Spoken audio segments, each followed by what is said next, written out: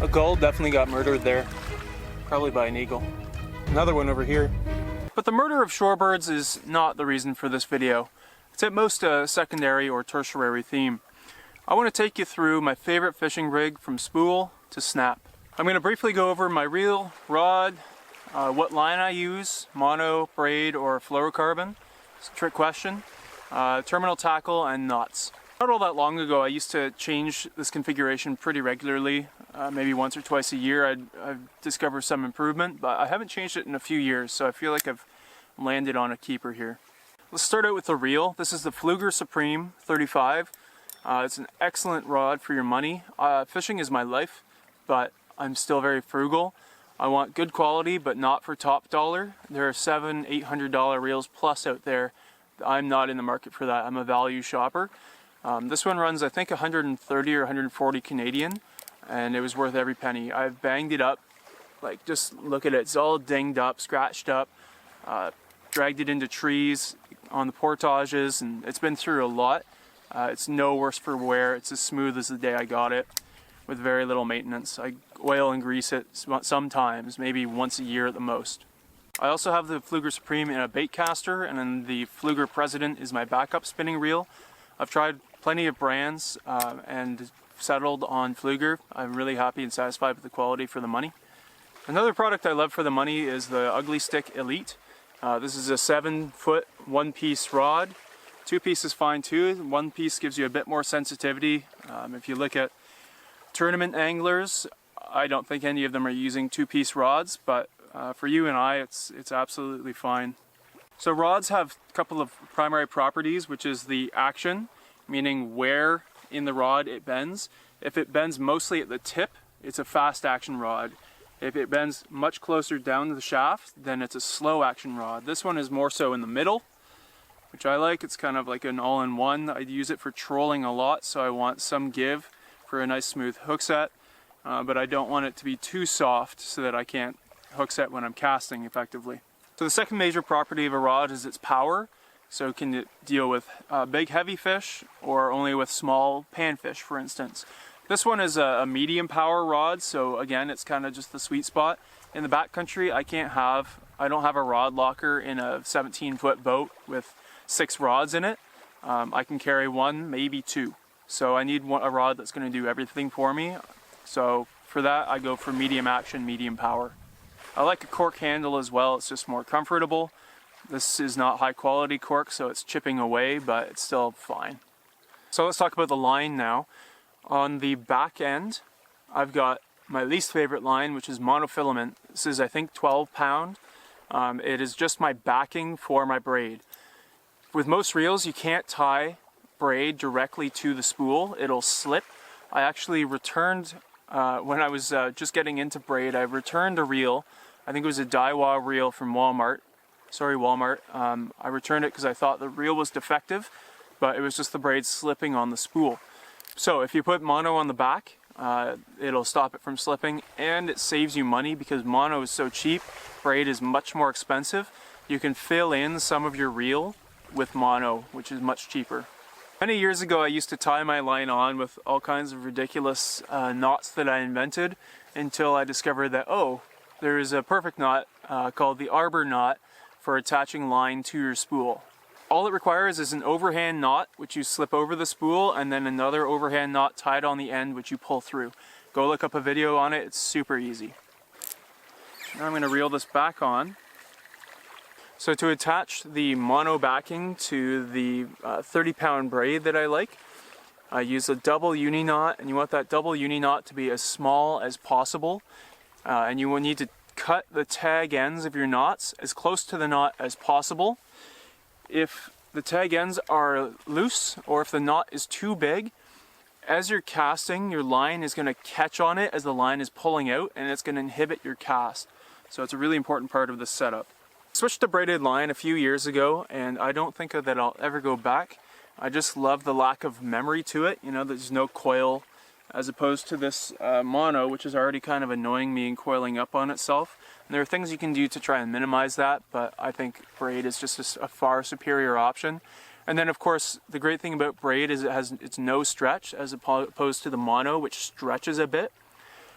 Stretch can be good depending on what you're doing, but by and large I would way rather have this not stretching and being able to feel everything and having really good firm hook sets as well. So there's my double uni knot, and you can see the line starting to cover the mono, and eventually it's just going to fill the whole reel. Alright, so now I'm at the second fundamental juncture in this rig, which is another double uni knot, this time going from my braid to the end of my setup, which is about a 5 or 6 foot length of 100% fluorocarbon leader material. I use 20 pound because it holds up pretty nicely to pike's teeth.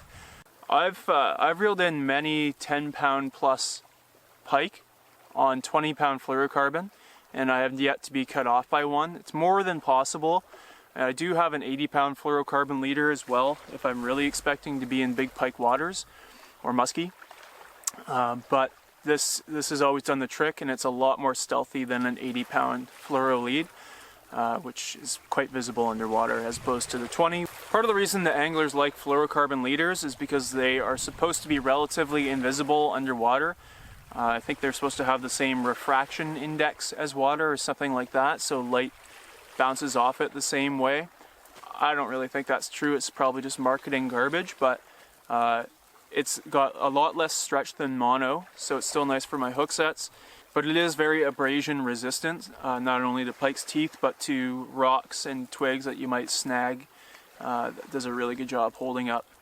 On the very end of this rig, I've got a crankbait snap. Any crankbait snap will do. There's the size of it in comparison to my thumbnail. These are great if you like switching lures often, as I do. If you're going with the same lure over and over and over, then you might want to tie just to the line. But the crankbait snap gives your crankbaits a nice action, and it's just nice if you want to switch lures. I attach the snap with an improved clinch knot. The odd time I'll use a Palomar knot, but those knots that I've listed so far, I don't know, 4 or 5 of them, those are probably the only knots that I use. On the end, one thing I'll just point out is this lure, like almost every lure, comes with 2 barbed treble hooks. I remove the front one, I cut one of the hooks off of the treble on the back, and I pinch the barbs. This is just a good catch and release practice. If you're keeping all your fish, then I guess you can do what you want. If you actually want a released fish and do a good job of it where they survive, then you should really think about doing this. If you've seen a lot of my videos, you might start to feel like I'm beating the barbed hook topic to death, and I'm sorry, but it is really important to me, and I know some people who are going to watch this, it's going to be the first time they've seen a video from the channel, so I just want to put that out there yet again. I'm going to close off this video with some little factoids which I think a fair number of anglers don't know. Maybe just beginners, but even experienced anglers sometimes don't know these things. Always hook your lure when it's not in use into the keeper here. If you've ever wondered what this little circle here is for, that's where your hook goes, to keep your lure there if you're not using it. A lot of people will hook it onto their guides. That's not a good idea because you can damage your guide, and then your line, which is going through the guide repetitively, is eventually going to get frayed by that little nick. So make sure you keep these really smooth. Don't beat them up by keeping your hooks in there. If you don't have a keeper, some rods don't, it's better to use this part here, never in this part. Just a couple pieces of terminology as well. This piece here is called your bail arm, or you can just call it your bail. I've found a lot of people don't know what that's called. And then your drag here. I've seen people who have fished for many years very casually not really understand what this is for. This controls how easily or hard it is to pull line out of your reel. If I turn it clockwise, it's going to get really firm, and it's going to be really hard to pull line out of there. If I turn it counterclockwise, line comes out very easily. And I know that's pretty 101, but just FYI in case you're a more casual angler and you weren't sure. Another piece of reel terminology is the gear ratio. This Plueger Supreme is 6.2 to 1, which means that every time I crank the handle here one time around, this is rotating 6.2 times. An important thing with reels is to never get sand in them. If you have your rod and reel on a beach, never lay it down in the sand. Always put it upright so only the butt end of your rod is touching the sand. Sand is horrible on this. It turns into like a pepper grinder, but for sand. Sand is just little rocks. I saw a cool article recently. It was this guy who multiplied or magnified grains of sand by 300 times. They look like little rocks. So they're hard. Don't get them in your reel. Another thing, if you're fighting a fish and you're hearing this, your drag is probably too loose. Tighten it up, unless that fish is just huge and it's going on a big run. That's one thing.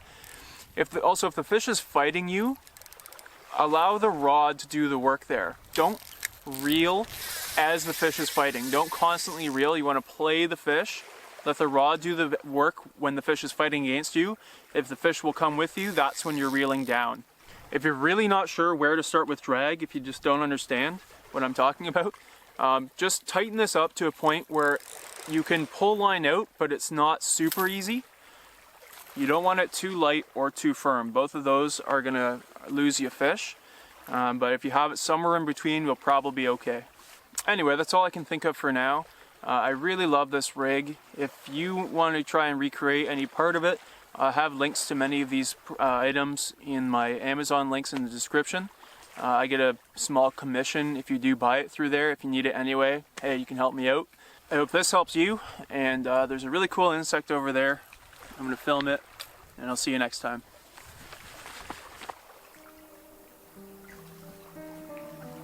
Next time on CSI, Shorebirds Investigations Unit. Goolsey was my best friend. I'm sorry. I can't do this. I can't. Hey, new guy. Call Captain, tell him we need DNA squad down here right now. We're dealing with one sick puppy. Tell you the truth, I'm 30 years on the job. I've never seen anything like this.